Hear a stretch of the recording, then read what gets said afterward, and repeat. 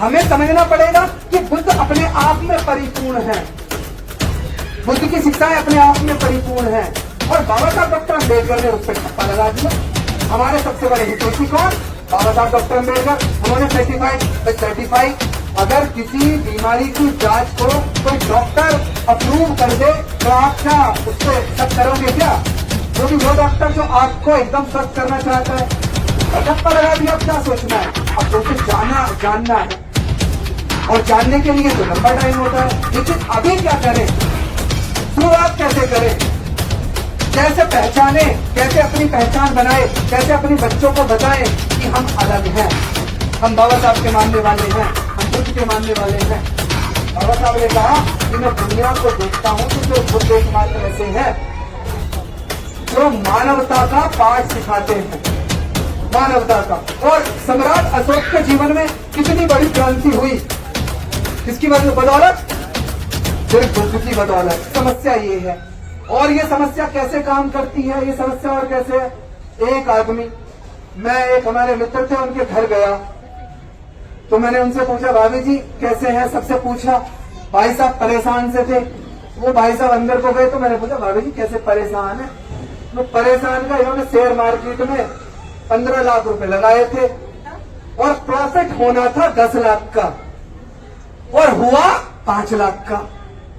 तो मैंने कहा कोई बात नहीं, तो परेशानी की हानि थोड़ी हुई है। नहीं, बस एक परेशान है फिर भी कि 10 लाख का प्रॉफिट नहीं हुआ, 5 लाख का हुआ। अब भाई साहब आए, मैंने पूछा, हाँ जी कैसी चल रही है तुम्हारी शेयर मार्केट? मुझे बढ़िया चल रही है, पर क्या करूं मैं, दिमाग खराब। 5 लाख चले गए। मैं तो 5 लाख चले गए, कैसे चले गए? तो 10 लाख का प्रॉफिट होना था, 5 लाख, 5 लाख का प्रॉफिट हुआ है और वो क्या कह रहे हैं, 5 लाख चले गए। ये क्या है? इसे बुद्ध कहते हैं विकार, मनोविकार।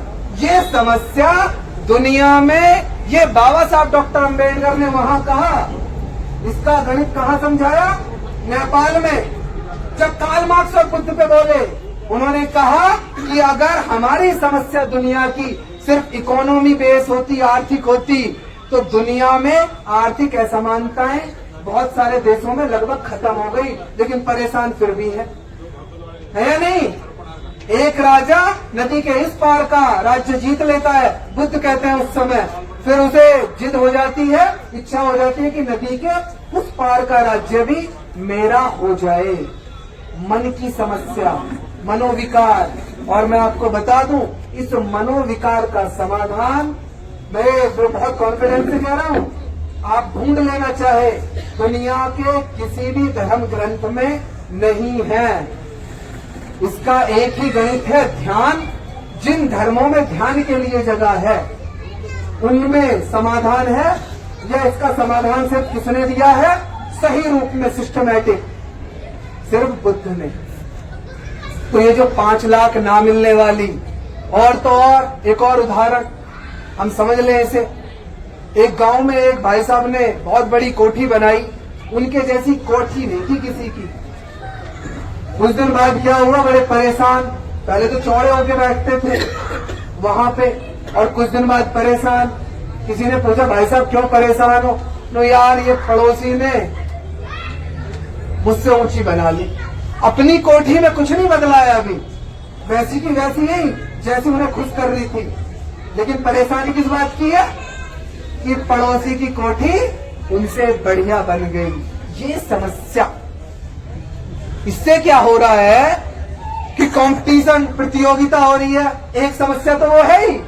इससे पड़ोसी तो पड़ोसी अपने घर में ही, भैया से प्रतियोगिता, बहन से, रिश्तेदारों से प्रतियोगिता, अपने बच्चे से कोई बढ़िया स्कूल में, तुम्हारा हमसे उसमें नहीं पढ़ता। एक ये समस्या है। ये समस्या लगभग सभी में है। तो ये समस्याएं 2 तरह की मैंने आपको बताई।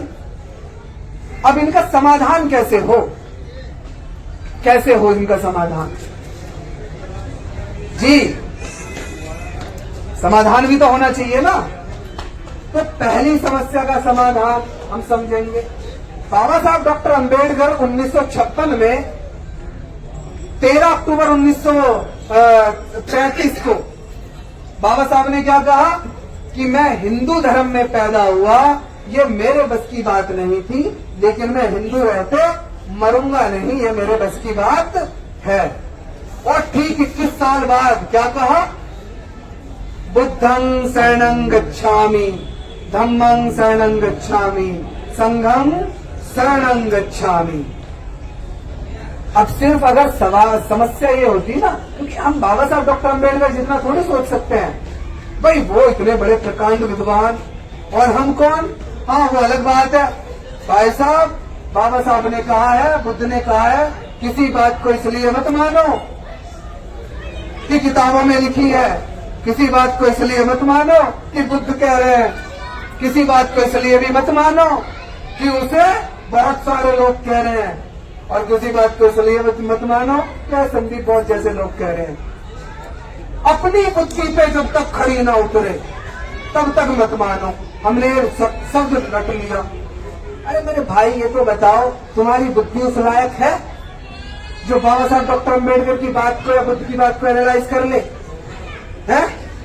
है उस लायक होनी भी तो चाहिए भाई। अगर पीएचडी की किताब को समझना है तो कम से कम ग्रेजुएट तो होना चाहिए ना, या कोई नर्सरी या प्ले वाला या समझ लेगा, लेकिन वो इस लाइन को कहता है। तो सबसे पहले हमारा लेवल तो हो, और जब लेवल नहीं है तो हमें एक चीज समझ लेनी चाहिए कि हमारा हितैषी कौन है दुनिया में सबसे बड़ा। क्या बाबा साहब से बड़ा कोई हितैषी है हमारा? तो इसके लिए कहते थे, मान्यवर साहब को मैं कोट करूंगा, मान्यवर साहब कहते थे कि बाबा साहब डॉक्टर अम्बेडकर की बात आए तो सवाल जवाब नहीं करने का है, इटपट नहीं, सीधा बस मानने का है। तो बाबा साहब के जब मानने की बात आए तो हमें क्या हो जाना चाहिए? हमें थोड़ी देर को मुसलमान बन जाना चाहिए। ये मैं क्यों कह रहा हूं? क्योंकि बाबा साहब को हमें मान लेना है बस पैगंबर के रूप में।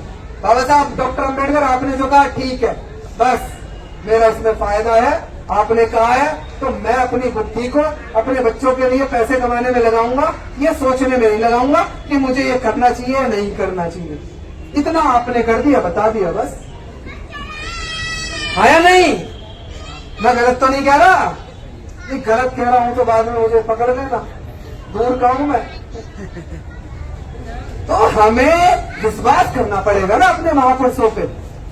अब महापुरुष भी बहुत सारे हैं। एक और समस्या हमारे बीच भी हो रही है, पहले 33 करोड़ से परेशान थे, अब इतने सारे हैं। भैया मुझे तुमने उसका नाम न लिया, उसका फोटो न लगाया।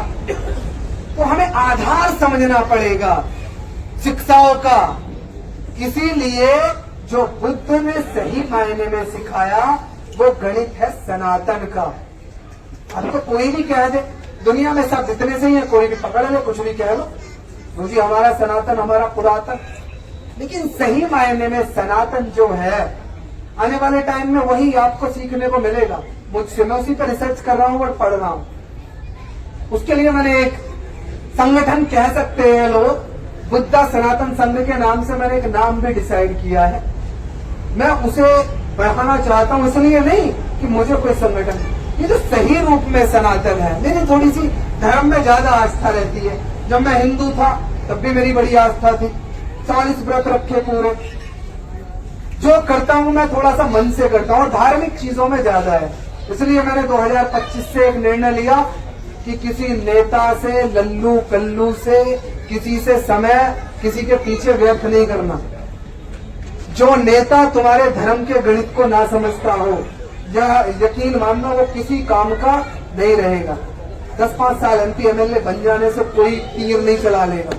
जो लोग तुम्हारे बीच आके शोर मचा रहे थे ना, मुझे MP बना दो, MLA बना दो, उनके बन जाने के बाद देख लिया करो कि कितना समाज बदला है।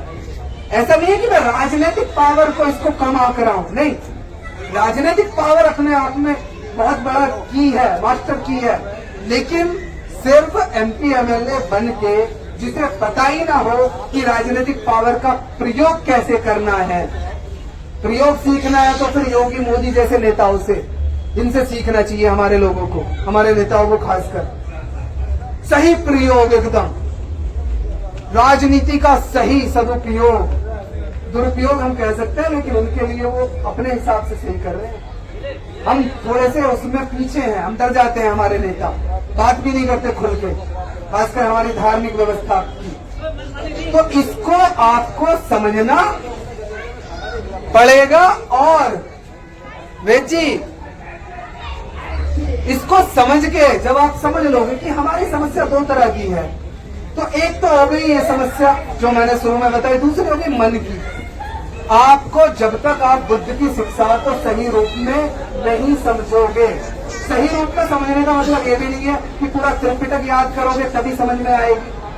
आधार समझ लो, उसके बाद आपको इस बात का गुरेज नहीं रहेगा। यकीन मानना कि आपने रविदास जी का जिक्र नहीं किया, आपने कबीर साहब का जिक्र नहीं किया, आपने घासीदास का जिक्र नहीं किया, आपने पेरियार साहब का जिक्र नहीं किया, आपने महामना ज्योतिबा फूले जी का जिक्र नहीं किया, आप किसी का भी जिक्र नहीं करोगे तो भी आपकी बात उतने ही प्रभाव से, उतने ही बेनिफिट के साथ, उतनी ही महत्ता के साथ समाज में पहुंचेगी, सिर्फ बुद्ध के नाम से। और चाहे आप बुद्ध का भी नाम नहीं लोगे तो भी, क्योंकि जो सनातन जिसे कहते हैं वो प्राकृतिक नियम है। और जो उसको मानेगा, प्राकृतिक नियम कैसे होता है कि सूरज सबके लिए निकलता है, किसी पे कम धूप किसी पे ज्यादा नहीं देता ना, चंद्रमा सबको शीतलता देता है, पानी सबकी जो यूनिवर्सल हो दुनिया में, काला पिए गोरा पिए, अफ्रीका का पिए अमेरिका का पिए, भारत का पिए या कनाडा का पिए, सबकी प्यास बुझाता है। उस गणित को जब आप समझ लोगे, और दूसरी बात बराबरी, वहीं से बराबरी आएगी। बाबा साहब ने ऐसी थोड़ी कहा, बाबा साहब ने कहा कि मैं दुनिया को देखता हूं तो सिर्फ बुद्ध एकमात्र ऐसे हैं जो मानवता का पाठ सिखाते हैं, मानवता का। और सम्राट अशोक के जीवन में कितनी बड़ी क्रांति हुई, किसकी बदौलत? सिर्फ बुद्ध की बदौलत। फिर हम दूसरे लोगों को ऑब्जर्व किया करें, ये इसलिए करो संस्कार, अभी उस पर थोड़ा सा आऊंगा लास्ट में 2 मिनट। संस्कार ऐसे विकसित नहीं होते, एक दूसरे के कार्य देखो, एक दूसरे के धर्म के मानने वालों के, उनके शब्द, उनके काम, उनके रीति रिवाज, उनके पहनावे, उनकी बाकी चीजें, तब हम समझ पाएंगे इसका प्रभाव कैसे होता है। तो हमें समझना पड़ेगा कि बुद्ध अपने आप में परिपूर्ण है, बुद्ध की शिक्षाएं अपने आप में परिपूर्ण है। और बाबा साहब डॉक्टर अम्बेडकर ने उस पर ठप्पा लगा दिया। हमारे सबसे बड़े हितैषी कौन? बाबा साहब डॉक्टर अम्बेडकर। उन्होंने सर्टिफाइड अगर किसी बीमारी की जांच को कोई डॉक्टर अप्रूव कर दे तो आप क्या उस पर शक करोगे क्या? वो भी वो डॉक्टर जो आपको एकदम स्वस्थ करना चाहता है। तो ठप्पा लगा दिया, अब क्या सोचना है? अब तो उसे जानना है, और जानने के लिए तो लंबा टाइम होता है। लेकिन अभी क्या करें, शुरुआत कैसे करें, कैसे पहचाने, कैसे अपनी पहचान बनाए, कैसे अपने बच्चों को बताएं कि हम अलग हैं, हम बाबा साहब के मानने वाले हैं, हम बुद्ध के मानने वाले हैं, कैसे बताएं? तो मैं फिर पूछूंगा आपसे, अगर आपको किसी सरदार को पहचानना हो तो क्या उसका बायोडाटा चेक करने की जरूरत पड़ती है आपको? हाँ जी, किसी मुसलमान को पहचानना हो क्या बायोडाटा चेक करने की जरूरत पड़ेगी? पहनावे से। और अगर उसने पहनावा सपोज करो वो पीके की तरह आ गया तो कैसे पता चलेगी? नाम से, है ना? और अगर किसी हमें क्रिश्चियन को पहचानना है तो कैसे पता चलेगी? तो हम बिल्कुल, आप सही बता रहे हैं, हम देखें, ऑब्जर्व करें। सरदार को अपने आप को बताने की जरूरत नहीं पड़ती। सबसे पहले पहनावे से, ठीक है पहनावा नहीं पहना हुआ, नॉर्मल है, अब नाम पूछ लो, पहले ही शब्द में hello, who are you, how are you, I am from, I am, my name is, जैसे ही नाम बताएगा कैसे पता चल जाएगा? यस और नो? मुसलमान, जरूरी नहीं है सब मुसलमान टोपी पहने, तो बिना टोपी वाले भी होते हैं, बिना दाढ़ी वाले भी होते हैं। तो कैसे? एक तो वो पहचान हो गई, ज्यादातर वो ही होंगे क्योंकि वो उसको अपना एक आधार मानते हैं। उसको अपना मजबूत वो स्तंभ मानते हैं अपने धर्म का। फिर भी कुछ है तो कैसे नाम से ही पहचानोगे या नहीं? अब ऐसे ही क्रिश्चियनों पे आ जाओ। क्रिश्चियन जरूरी नहीं है कि हर आदमी पादरी तो है नहीं कि लंबा सा कोट पहने, नॉर्मल रहते हैं। तो नाम पूछते ही पहचान हो जाएगी या नहीं? अब ये तो नाम की हो गई। अब आ जाते हैं थोड़ा सा संस्कारों की। हालांकि नाम भी संस्कारों का हिस्सा होता है, सबसे महत्वपूर्ण। अब शादी हो रही है किसी की, सरदार की, दूर से आपको वीडियो ही दिखाई जा रही है, बस पहचान लोगे या नहीं कि सरदार की हो रही है, किसकी हो रही है? हाँ जी, किसी मुसलमान की, किसी क्रिश्चियन की, और अपनी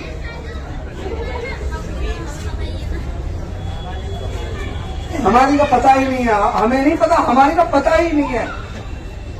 क्यों? सब तरीके से कर लेते हैं हम, कैसे भी कर लो।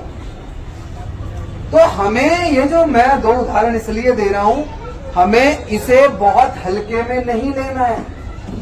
जब हम अपने आप को किसी आइडियोलॉजी से, धर्म से, व्यवस्था से, संस्कार से जोड़ते हैं, तो हमें उसको मजबूत करने के लिए अपना नाम, अपनी पहचान, अपने संस्कार बदलने ही पड़ेंगे।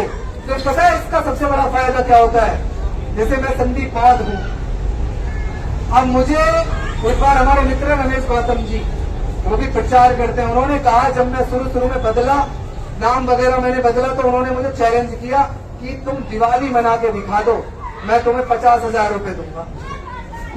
ऐसा उन्होंने क्यों कहा होगा? क्या मैं मना नहीं सकता था? हाँ जी, क्यों नहीं मनाई मैंने?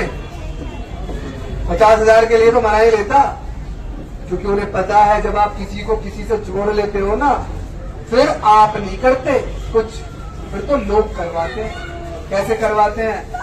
गलती से कर लिया, अबे तू काहे का बवाद है, तो दिवाली मना रहा है, तुम तो बाबा साहब के मानने वाले हो, तुम्हारे घर में ये फोटो क्या कर रही है? ऐसे ही कहते हैं ना। शिव कुमार जी जैसे लोग पहुंच जाएं तो सबसे पहले दीवारें देखेंगे। अरे घर में और भी खूबसूरत चीजें हैं, वो नहीं, दीवारें। कोना देखेंगे कि मंदिर तो नहीं है। तो ये चीजें ऐसा नहीं है, ये ऐसे ही है, ये बहुत महत्वपूर्ण चीजें हैं। छोटी छोटी चीजों से ही समाज बनता है। संस्कार जिनकी मैं बात कर रहा था, संस्कार अपने आप में क्या होते हैं? अच्छा, क्या होते हैं? धार्मिक होना क्या होता है? हालांकि धार्मिक होने भी अलग अलग तरह के हैं, क्योंकि दुनिया में ईसा मसीह भी धार्मिक थे, और ईसा मसीह को जिसने सूली पर लटकाया वो लोग भी धार्मिक थे। ऐसा नहीं है वो भी अधार्मिक थे। जिन्होंने सुकरात को जहर पिलाया, सुकरात को, वो प्योर धार्मिक आदमी थे। जिन्होंने बाबा साहब डॉक्टर अंबेडकर, आपके मसीहा को क्लास में नहीं बैठने दिया, बाल नहीं काटने दिए उनके, उन्हें धक्के तक मारे, वो बड़े धार्मिक लोग थे।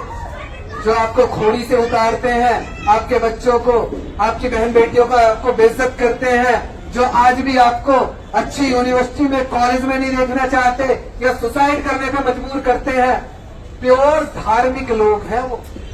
जो जितना अच्छा धार्मिक है उनमें, उतना ही ज्यादा तुम्हें बता देता है कि तुम कौन हो। बाकी जो कहते हैं ना कि ठीक है जी हम तो सब दोस्त हैं हमारे, ये मिलावटी है, ये धार्मिक नहीं है, ये मिलावटी है, नेता है। क्योंकि नेता को सबको खुश करना होता है, धार्मिक आदमी सबको खुश करने की नहीं सोचता, वो अपने को खुश रखने का प्रयास करता है, बाहर से भी भीतर से भी। तो धार्मिक होने की परिभाषा भी अलग अलग है, इसको भी समझ लेना है। तो ये छोटी छोटी चीजें हमें जो हम करेंगे तो एक समाज निर्माण होगा, तो उसको एक यूनिफॉर्मिटी कैसे, कि हम अपने बच्चों के नाम कैसे रखें, हम अपने बच्चों को पहनावे कैसे पहनाएं, हमारे पर्व कैसे हों, तभी तो पता चलेगी ना आप कौन हो। अगर आप दिवाली पे भी दिए जला रहे हो, 14 अप्रैल पे भी, तो बस इतना ही है कि आप गांधी के हरिजन हो। क्यों? कि भाई ठीक है, चलो बाबा साहब को भी ये मान लेते हैं, तो 14 अप्रैल पे भी। लेकिन आप अगर दिवाली पे नहीं मना रहे, सिर्फ 14 अप्रैल बुद्ध पूर्णिमा पे दिए जला रहे हो, तो सवाल खड़ा होगा, तो लोग पूछेंगे, क्या पूछेंगे? भाई साहब आप नहीं मनाते क्या दिवाली? तो आपको बस सिंपल कहना नहीं हम बौद्ध हैं और बौद्ध हमें नहीं बना, बस लड़ना नहीं है किसी से। पर बौद्ध होना कोई पाप थोड़ी है, ना इलीगल है, संवैधानिक है और बड़े गौरव की बात है। बुद्ध के मानने वाले 10 लाइट ऑफ एशिया के मानने वाले हम, तो हमारे लिए तो गौरव की बात है, फिर डरना क्यों है? मुझे देखो ऐसा है, मेरा सबके साथ उठना बैठना है, मतलब किसी ने उनसे आते जाते हाय हेलो भी कर ली ना, कहते तो ऐसे जैसे इनकी बेटियों के और बेटों के रिश्ते इनके द्वारा ही हो रहे हैं। मुझे मेरा सबसे उठना बैठना है, मुझे मेरा व्यवसाय सबके साथ है। क्यों भाई? मुसलमानों का व्यवसाय सबके साथ नहीं होता क्या? सरदारों का व्यवसाय सबके साथ नहीं होता क्या? क्रिश्चियनों का व्यवसाय सबके साथ नहीं होता क्या? मतलब हम इंफीरियरिटी डर के शिकार है खुद ही। हमें ऐसा लगता है हमने बाबा साहब या बुद्ध को अगर फ्रंट पे ले आए तो हमारा बिजनेस बंद हो जाएगा। ये गलत फहमी है हमारी। दुनिया में ये व्यवसाय या बिजनेस किसी के बंद नहीं हो सकते। अगर आप में क्षमता है आपको अपने आप पे लोगों को निर्भर करने की, तो इसे उछाल के, डर के नहीं, दब के नहीं, उछाल के। मान्यवर साहब कहते थे कि एक महाराष्ट्र में वो चल रही है लहर, हो सकत नाही, कि बाबा साहब डॉक्टर अंबेडकर की विचारधारा तो चंगी है, लेकिन इसके साथ हम MP MLA नहीं बन सकते। सेम लाइन काशीराम साहब की किताब में वॉल्यूम में लिखी है। बाबा साहब डॉक्टर अंबेडकर की विचारधारा तो चंगी है, लेकिन इससे हम MP MLA नहीं बन सकते। तो इसलिए भीम भीम करते करते वो गांधी के चरणों में चले गए, लेकिन उन्होंने कहा नहीं, MP MLA बनना उतना महत्वपूर्ण नहीं है, इसलिए बाबा साहब का नाम दबा के नहीं, उछाल के मैं नेता राजनीति करूंगा। और किया नहीं की। आज देखो उसका प्रभाव। एक बयान आता है और पूरे संसद में, विधानसभा में, राज्यों की में बाबा साहब ही बाबा साहब। अब तो ये सबसे बढ़िया मौका है आप पे। अब भी आप अगर डरोगे, दबाओगे, दबोगे तो यार क्या फायदा। अब तो अमित शाह जैसे लोग, मोदी जैसे लोग भी कह रहे हैं आपको बल मिल रहा है। पहले झूठे सच्चे कह रहे हैं, कहो जी हम भी मोदी के मानने वाले हैं। उन्होंने कहा देखो बाबा साहब डॉक्टर अंबेडकर सबसे बड़े देश के मसीहा हैं और हम भी इसलिए मानते हैं। और डिप्लोमेटिक हो जाओ। डरने की जरूरत तब होती है जब आपके महापुरुष, अरे जिनकी किताबों में, शास्त्रों में, जिनके भगवानों ने कत्ल किए तुम्हारे पूर्वजों के, जिनकी किताबों में आज भी ऐसी ऐसी बातें लिखी हैं कि खुद के अगर प्रचारित कर दी जाए तो कोई सुनने लायक नहीं है, वो गौरव से गाथाएं गा रहे हैं, वो कथाएं सुना रहे हैं। एक कथावाचक कहता है कि जाति इंटरकास्ट मैरिज करना मतलब ऐसे है जैसे वैसे से बच्चे पैदा करना। और हम ताली बजाते हैं, हम खुश होते हैं, हम भी उसे सुनते हैं उस कथावाचक को। वो इतने चौड़े होके कह रहे हैं नेशनल टीवी पे, और हमें डर लगता है बाबा साहब और बुद्ध की बात करने से। तो इसको हाईलाइट करो। संस्कार, नाम, शादी, ब्याह, जिंदे मरे पे, और अपने भीतर परिवर्तन शब्दों के। शब्दों से ही फर्क पड़ा है दुनिया में, शब्दों से ही पता लग जाता है। ऐसा नहीं है कि खान नाम रखने से और रोनाल्डो रखने से कोई फर्क हो जाएगा जीवन में, नहीं, लेकिन पहचान उसी से बनती है। तो इसका प्रभाव क्या होता है और इसका असर क्या होगा, ये आप जब करोगे तो समझ में आएगा अंत में। अब आप कहोगे यार सचमुच ही पका दिया, है ना। एक छोटी सी बस कहानी सुना के, किस लिए, तो शिव कुमार जी जैसे लोग काम कर रहे हैं या और बहुत सारे लोग काम कर रहे हैं। हमारी समस्या क्या है समाज में, बहुत सारे आपस में वाद विवाद, ईर्षा, हालांकि दूसरी वाली समस्या है जो मैंने बताई ना, इसका समाधान भी होना यहीं से है, इसीलिए बताई मैंने, क्योंकि पूरा इलाज ही संभव सिर्फ यहीं से है, और पूरी बीमारी, पूरा इलाज, आधी नहीं। तो ठीक है, बस माल मिल जाए किसी तरह और बाकी छोड़ दो।